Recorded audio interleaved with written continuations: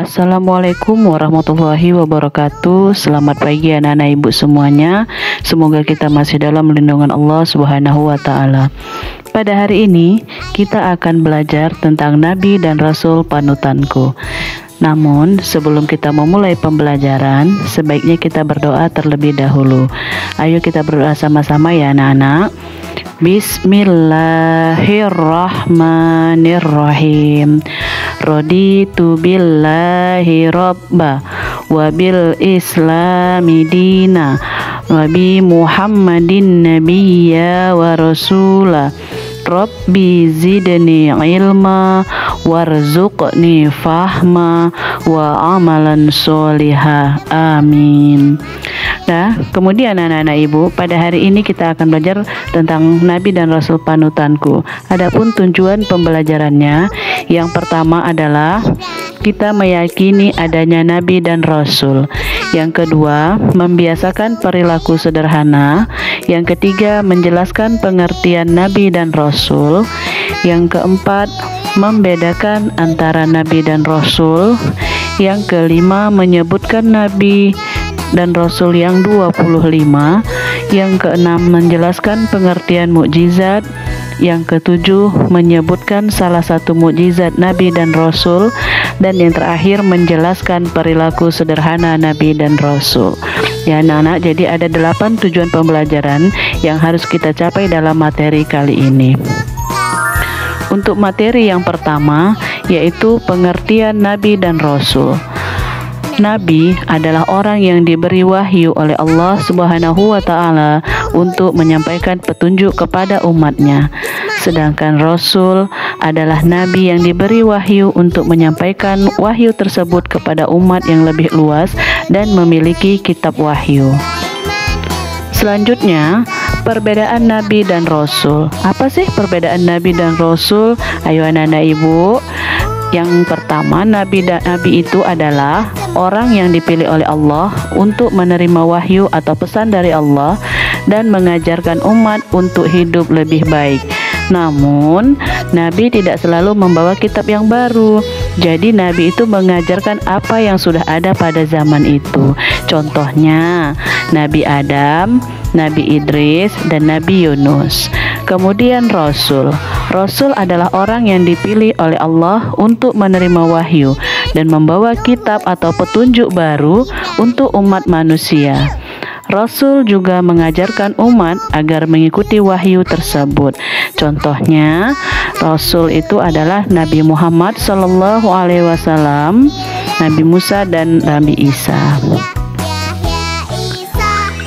Kemudian anak-anak ibu semuanya, ini adalah nama-nama Nabi dan Rasul. Anak-anak ibu, ada 25 nama-nama Nabi dan Rasul. Yang pertama adalah Nabi Adam, yang kedua Idris, yang ketiga Nabi Nuh, keempat Nabi Hud, kelima Nabi Soleh, dan yang keenam Nabi Ibrahim.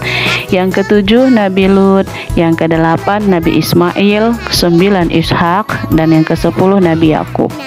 Nabi yang ke-11 adalah Nabi Yusuf, kemudian Nabi Ayub, Nabi yang ke-13 Syuaib, 14 Zulkifli, yang ke-15 Musa, yang ke-16 Nabi Harun. Nabi yang ke-17 adalah Nabi Daud, kemudian Nabi Sulaiman, yang ke-19 Nabi Ilyas, dan yang ke-20 Nabi Ilyasa. Nabi yang ke-21 yaitu Nabi Yunus, Nabi yang ke-22 Zakaria, yang ke-23 Nabi Yahya, yang ke-24 Nabi Isa, dan yang terakhir adalah Nabi Muhammad SAW. Jadi anak-anak ibu, ini adalah 25 nama-nama Nabi dan Rasul yang harus kita ketahui. Kemudian Nabi dan Rasul itu memiliki mukjizat. Apa itu mukjizat? Mukjizat itu adalah keajaiban yang diberikan Allah Subhanahu wa ta'ala kepada Nabi dan Rasul.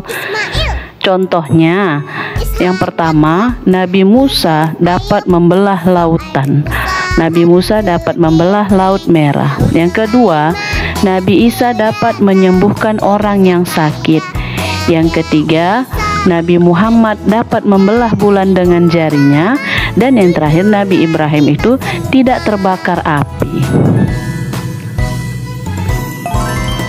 Selanjutnya, anak-anak ibu, setelah kita mengetahui tentang 25 nabi dan rasul, kita harus juga mengetahui perilaku sederhana nabi dan rasul. Apa saja itu? Yang pertama, mereka hidup sederhana dan tidak menyukai kemewahan. Nabi dan rasul itu hidup dengan penuh kesederhanaan. Yang kedua, Nabi Muhammad itu selalu sabar meskipun banyak orang yang tidak suka kepadanya. Jadi Nabi Muhammad itu mengajarkan kita untuk selalu bersikap sabar. Kemudian yang ketiga, Nabi Ibrahim juga selalu bersyukur kepada Allah atas nikmat yang diberikan. Jadi kita harus selalu bersyukur kepada Allah seperti Nabi Ibrahim. Yang keempat, Nabi Muhammad selalu membantu orang yang membutuhkan. Beliau menolong orang miskin, memberikan makanan kepada orang yang lapar, dan membantu mereka yang sakit. Anak-anak ibu, kenapa kita harus meneladani Nabi dan Rasul? Kenapa harus kita ikuti ajaran Nabi dan Rasul? Yang pertama, karena Nabi dan Rasul itu adalah teladan bagi kita. Mereka adalah contoh bagi kita dalam bersikap atau berperilaku baik. Yang selanjutnya, karena Nabi dan Rasul itu menunjukkan bagaimana hidup dengan sabar, sederhana, dan bersyukur. Dan yang ketiga, mereka membawa pesan kebaikan untuk umat manusia. Kemudian anak-anak ibu, dari apa yang sudah ibu jelaskan tadi, ini adalah ringkasannya. Yang pertama, tentang Nabi dan Rasul. Siapakah Nabi dan Rasul? Yaitu mereka adalah utusan Allah yang membawa wahyu dan mengajarkan petunjuk kepada kita, petunjuk hidup yang benar. Yang kedua, mukjizat. Apa itu mukjizat? Yaitu tanda kebesaran Allah yang diberikan kepada Nabi dan Rasul. Yang ketiga, berperilaku sederhana. Apa saja perilaku sederhana yang dicontohkan oleh Nabi dan Rasul, kita harus teladani. Meneladani hidup sederhana Nabi dan Rasul untuk kehidupan yang lebih baik. Kemudian Nabi dan Rasul selalu menunjukkan perilaku yang baik dalam kehidupan mereka, seperti sabar, menolong orang lain, taat kepada Allah, berani berkata benar, menghormati orang tua, menyayangi orang lain, dan mengajarkan kedamaian. Di anak-anak ibu, itu adalah perilaku sederhana yang harus kita teladani dari Nabi dan Rasul.